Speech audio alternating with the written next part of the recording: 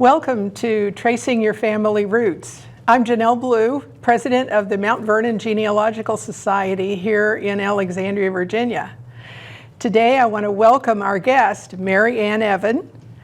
Mary Ann is a specialist in Eastern European research, and thanks so much for being with us today. Well, it is my pleasure. This is one of the things that it keeps me going and keeps me alive, is sharing this great news about genealogy, and especially Eastern European, because so many people think it's impossible.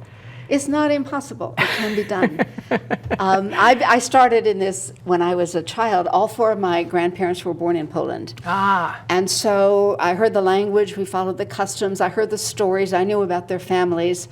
And when I got a little older and had a little more time, I started to do it seriously. So I've traced all four of my ancestral lines back to the 1700s. Oh my gosh. In little tiny mountain villages in Poland. Well, one of them was a city girl, but three of them were peasants. And I've actually been able to go there and stand in the very spot where each of them was born. One of the houses was still standing. It's a memory I will never get rid of. Oh, I guess. You're so lucky to have that. I am, yes. All the records, I didn't have to even leave Washington. I used the records at the Family History Center, and I was able to find all of my ancestors. I'm really lucky.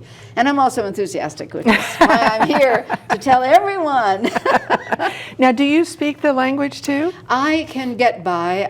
I've taken Polish lessons in Poland, and in the beginner's class, after the third day, you could tell which two of us had heard Polish as children. My pronunciation is really good, but I struggle with I can understand most, but writing a letter in Polish, way beyond me. Well, so we're going to focus today on sort of the broader Eastern Europe. And so when we say that in the context of genealogy, what is that? What countries are we talking about? I don't think there is a worldwide standard, but I can tell you where I look.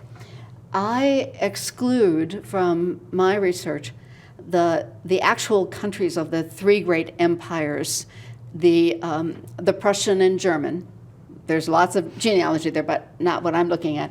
The Russian Empire and the Austrian Empire, Austria-Hungary, and also the Ottoman Empire. So it's basically East Central Europe. So we include the Baltics, Estonia, Latvia, Lithuania. We include the central Poland, Belarus, and Ukraine, Hungary, Slovakia, Czechia, and to some extent, Slovenia, Moldova, Romania, Bulgaria, those countries. The Balkans are a whole other story. And although I have done some research in the Balkans, it's not where we focus. So what's unique about researching in these countries? Well, here's the big revelation. It's not like the United States. To me, the biggest difference, the U.S. is a young country. But once we got our feet on the ground and knew where we were going, we didn't have any dramatic changes. Nobody invaded us. Oh, good point. We didn't expand by the bazillions of miles once we got through the Louisiana Purchase. We spoke English. Right, yes, right. And we had common laws in many cases. So, we had federal taxes, we have military, we have kinds of things that make us do things the same way. Right. Totally different in Eastern Europe, where over the centuries, the peoples change, the jurisdiction change, the countries change, the borders change, the languages change, everything changes. And I can give you a really quick look if we take a look at these maps, because we're going to kind of fly through this. But on the right-hand side is the year 2000, roughly what the countries looked like in 2000. And then on the left-hand side, we see in 1200. Well, we have places there we don't have anymore. We have a few, like Hungary and Poland, which still exist, but which were, in some cases, obliterated over the years and then brought back. Yeah. So if you look at the next slide, you see this is 1500, and Poland and Lithuania were together in a commonwealth from the Baltic to the Black Sea. Right. That didn't last long, but yeah, they did that. They did. And we see the Ottoman Empire creeping up from the bottom, that kind of a beige thing. So moving on to the next. This is 1700, and so we have Poland more or less the way it is today, Hungary, we have Bohemia, we have Austria kind of peeking in from the other side, and the Ottoman Empire is still there, and Russia. And then, next slide, by 1800, there was a dramatic change. Wow. In the late 1700s, in the early 1700s, Prussia, Austria, and Russia kind of had their eye on Poland and each took a little slice. And then they took a bigger slice, and then they took the whole thing. So in 1795, Poland disappeared off the map. Right. So you see Hungary and Austria-Hungary expanded, Russia expanded. Russia now has the Baltic states, Estonia, Latvia, and Lithuania, and what is now Ukraine. You see the Crimea. So it was a total difference. So if one day you were Ukrainian and you woke up using Ukrainian, the next day you woke up and you had to start using Russian. Oh my gosh. And the church was changed from a Ukrainian church to a Russian church, and the laws changed and the records changed. And this happened all over that area throughout the centuries. Okay, so next we see the next map is 1920. And after 1800, things were pretty stable for a while. This is after the First World War, and you see countries are established or reestablished here. And then the next big change, let's move on to after the Second World War. Now we have Russia, so the USSR, taking over all of these countries. And once again, there are changes in the language, in the procedures, in the military draft, all kinds of changes. And then finally, after the fall of the Russian Empire, we have what we see today of the USSR. We have what we have to see today. So in order to make any headway here, you have to know, for example, where was your person born? And at that time, what was that place called? Oh my gosh. Who did it belong to? Right. And what was your person's name? Because when the language has changed, the name's changed. Oh my as goodness. well. So it is really complex. There's no doubt about it. But it can be done. People do it. People love it. It's really good. Well, so I think you've just sort of given a highlight of what you would need to know to get started. Right. But this is really common to all genealogy. You need to know the name of your person. Yes. Right? You need to know Yes. where the record would have been created. Where were they born? Where were they married? Where did they die? If they moved, when did they move? You have to know where those things happen. And in that case, you could start out like on Ancestry or Family Search. Those birth records, some of those have been digitized. That's I right. know for me, that's where I found where the village where my ancestor came from. Absolutely right. And that was how I got started. Otherwise, I would still you not would be know. still saying, Yeah. I can't do this. It can't be done. Yeah. Because I'm going to have to. Everyone that I talk to hears me say this, but I have to say it again. A lot of people don't feel they can handle this because they say, my grandfather's name was changed at Ellis Island. Not true. Wrong. Never happened. Right. Or they say, all the records were destroyed in the war. Well, there were a lot of wars. That's true. But it is not true that all the records, in fact, it is not even true that most of the records were destroyed in the wars. Most of those records still exist. They're just not always. You just don't know where to find them. Right, yeah, so it has to take a lot of work. But the first thing you have to do is get what you get from the United States. Yes, birth records, even in the United States, birth records, immigration records. One of the best places to find this kind of information if your ancestor applied for Social Security. The Social Security application requires mother's maiden name and Yeah. exact place of birth. Right. And right. so you can send for that, $27 the last time I did it, but believe me, it's worth it because you get the information that you're trying to find. So you have to start in the United States, and then you have to say, now, if this person was born in 1892 somewhere in Poland or Ukraine or Lithuania, now what? Yeah. So then you have to dig into the details. Right. Yeah. Right. Yeah. And you can look at all of your family information, what people have, all kinds of records. The only other thing I want to mention is that when an immigrant came here and created a record, a draft record, for example, a marriage record, sometimes their language wasn't perfect, their English. Sometimes the clerk had no clue how to spell things. And sometimes, I don't like to say this, but sometimes they weren't exactly truthful, like about their age. Right. Right. Right. And so, and once in a great while, there have been cases where people assume someone else's identity. Oh, I have a really? friend whose grandfather came over under his brother's name because the brother got sick and couldn't come, so he took his brother's paper and came over. And so his passenger record is his brother's name, and then eventually he went back to his old name. So things happen. So you really have to assess everything you've got. But a lot of the work starts here, and then when you have really basic information, you're going to go back to the old country, Yeah. as we say.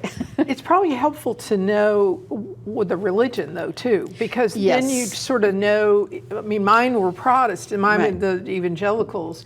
But if you were Catholic, then Yes. I mean, the Catholic Church records, you would. Are very valuable. And not only that, but in many places, the church records served as civil records. Right.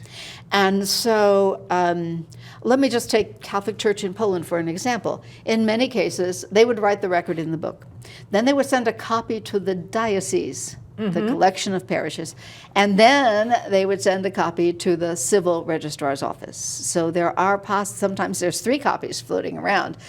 But if you don't know the religion, you're putting yourself at a disadvantage, because you're going to have to say, well, I need to see all the records for this place, even though if you knew that you were Jewish, or if you knew that you were Greek Catholic, or if you knew that you were Lutheran, you could narrow that down quite a bit. You know, I noticed when I was researching that sometimes there was a birth record, the church record, and there was also a civil record, because at some point that was required. Yes. Sometimes the information was different on those two. Yes, well, what can I say?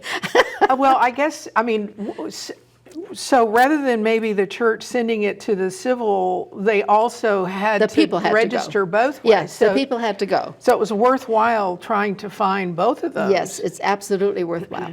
And there were some things that happened. For example, there were times when the draft was really onerous in the Russian Empire, and sometimes people would weasel a little bit on their sons' birth dates to keep them home longer, and so Yeah. on. So, I mean, we're all human, and people made mistakes. Even what we say, this is an original record. Yeah. But my great-grandfather had 12 children, and right in the middle of that list of children, there's a new wife. And the same wife returns. And I know that he didn't marry. It was just a clerical error. Those things happen. Oh, boy. So you have to assess what you're doing. But So you know, so now you know what you think is the right spelling of the name, Yes. and then you know approximately where they came from. Maybe not the exact village, but the general region. You probably know the religion, and so where do you go from there? Okay, so where you go from there is, first of all, there was an old song about this. You brush up on your history and your geography to get some clue about where this place might be. You can, I don't downplay Wikipedia and Google. Sure. For example, that often in Wikipedia, when you find the name of one of these places, it will list all the names that place ever had. Yes. And then you can go back and say, oh, well, in 1872 it was called this, and it was in this country, and you can go from there. Right. Gazetteers is one resource that many people don't use, but here's the value of a gazetteer. Of course, it's going to be in the original language of the country, but almost all of them will tell you the name of the place, alternate names, where each religious confession worshipped. So you might have a village, but the Greek Catholics went to a different one, and the Roman Catholics to another, and the Orthodox to another, the Lutherans to another, the Jews to another, and in some cases the Muslims went someplace else. So gazetteers are extremely helpful, and they give you the hierarchy of administrations. So you know where the village was, you know where similar to a township was, you know what the county was, you know what the gubernia or province was, and so Yeah. on. So I use Myers Gazetteer. Myers Gazetteer, yes. And a lot of times I wasn't sure when I saw the name of the little village, I wasn't entirely sure of the spelling of it. Sometimes it was handwritten. And so going through those gazetteers, Yes. I was able to then find something that was close to Close it, to it, and right. I could And go through infer. it. And there are websites, there's a Hungarian one, for example, that lists every name of a place and every name of a person they found in Hungary. So if Wow. you're pretty close, you can kind of go through there and look and narrow it down. They had the names of the people too? The last names, surnames. Yeah. That's great. Yeah, it really is. So there are lots of resources out there, and people are resources as well. So, okay, so let's say we do know more or less our person's name, when the record occurred, where it probably occurred. Then what? Well, then. I have to give a plug here for real records as opposed to indexed records. Okay. I can't tell you how many times I've heard people say, I looked in Ancestry and MyHeritage and Family Search. I put that name in, it never came up. There's nothing out there. Wrong. No, there's something out there. But that's why we need to know the place. Because I'm going to guess that of all the European records, probably 1 or 2% are indexed. Oh, And even of today. those, only a partial number are digitized and online. Wow, and that's a small percentage. It is. And so you cannot assume because you can't find a name that there are no records. You have to go to the place. And so here, well, now we're getting into the places that have indexes by, the resources that have indexes by place. So Family Search is a major one, but MyHeritage and Ancestry and others, there are ways to do the search to limit it to certain places. That kind of narrows it down. But eventually you may have to get to the archives of the country or the regional archives or the civil registration office. You may have to write.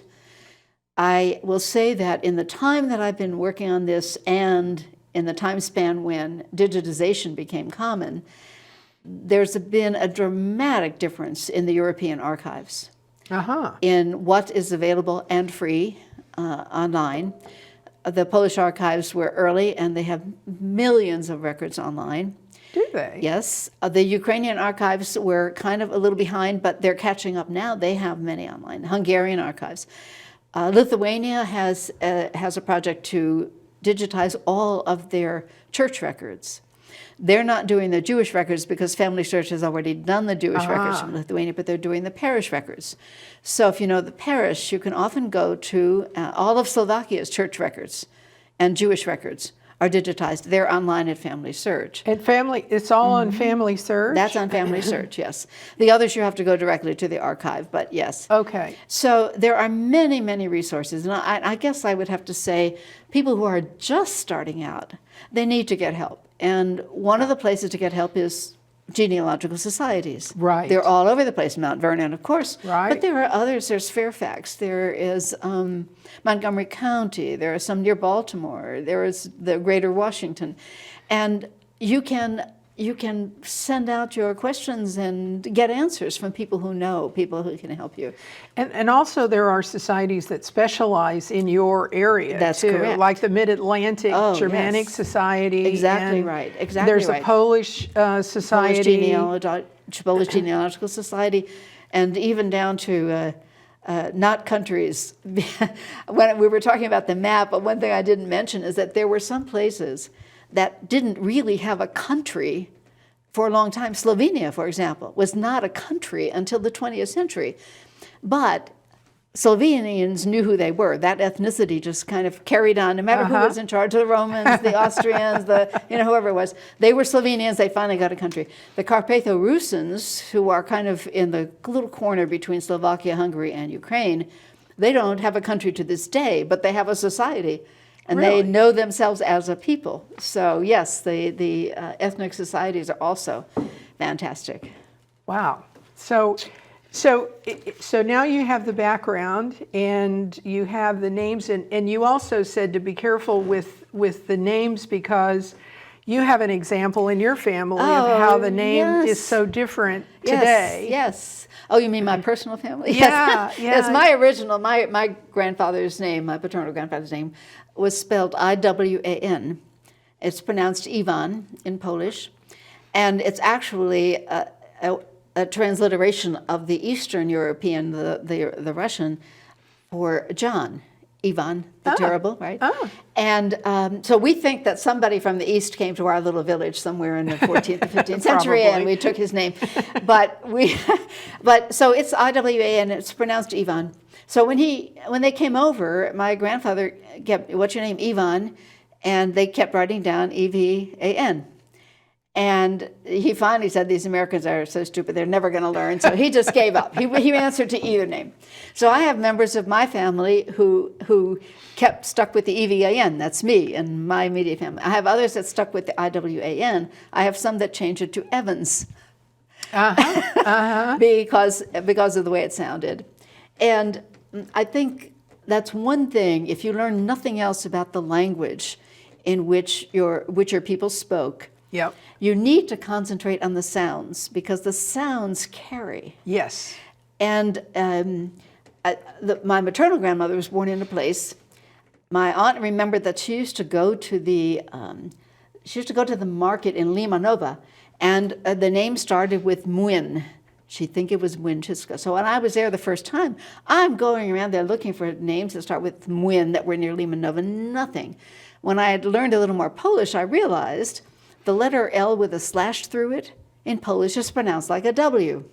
So instead of looking for MWIN, I should have been looking for ML with a slash, and I found it immediately. Because when she said Muin, I didn't make that connection until I knew that enough about the language. So it's Wow. really important to know something. I know. Now, my ancestors from Germany, not Eastern Europe, but their name was Ochaman. I mean, that's the way you pronounce it today, but more likely it was pronounced Oyaman in German. Oh. So I've seen records for them that are OG, OY, and now it's OJ. So Oh, yes. and I, that's helped me to find some to find records them, because yes. they weren't there under the OJ. Yes. So that's really important.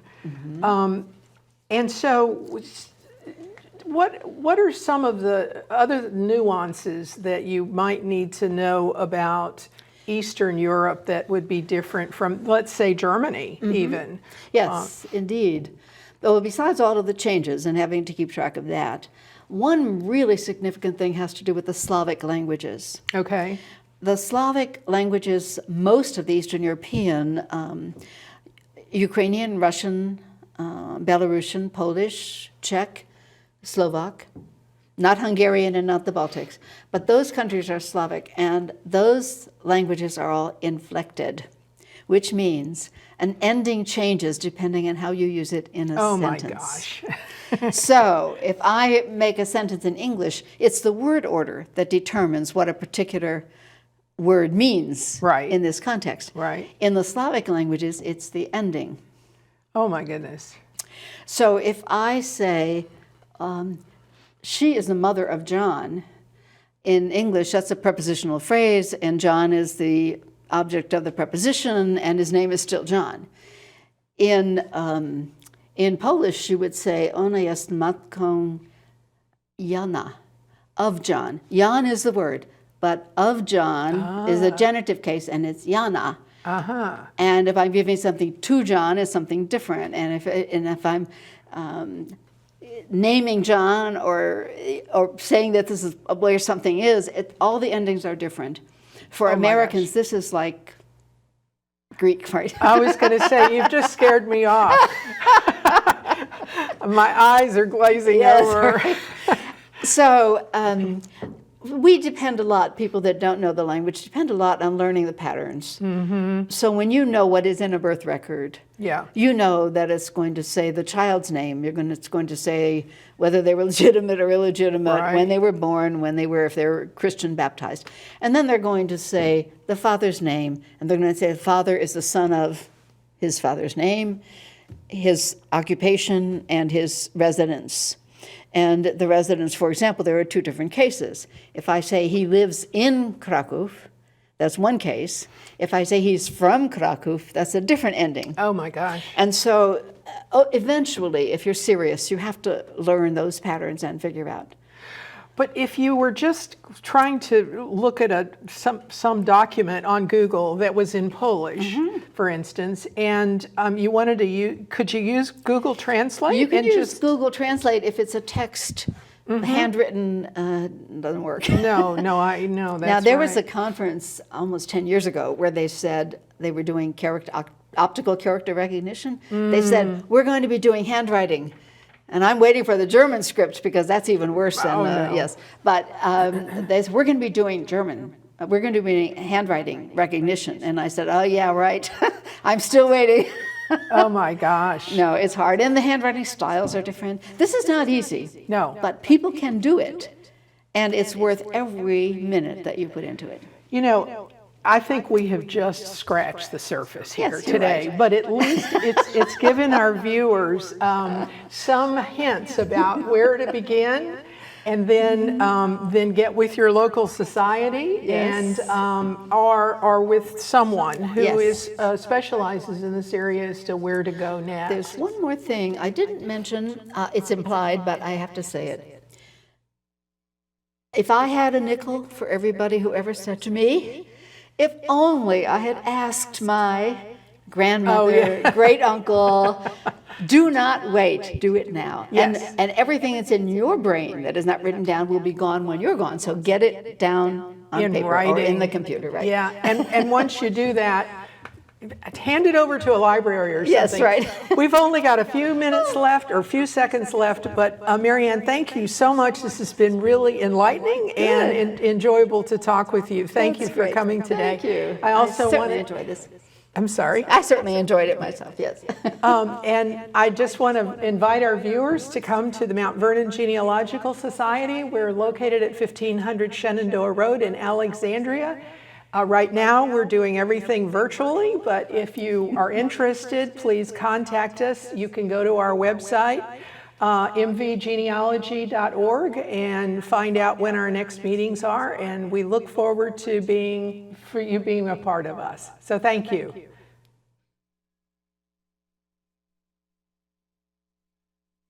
Okay, so I think sometimes they leave the volume on a little bit longer, but anyway, this was good. Yeah.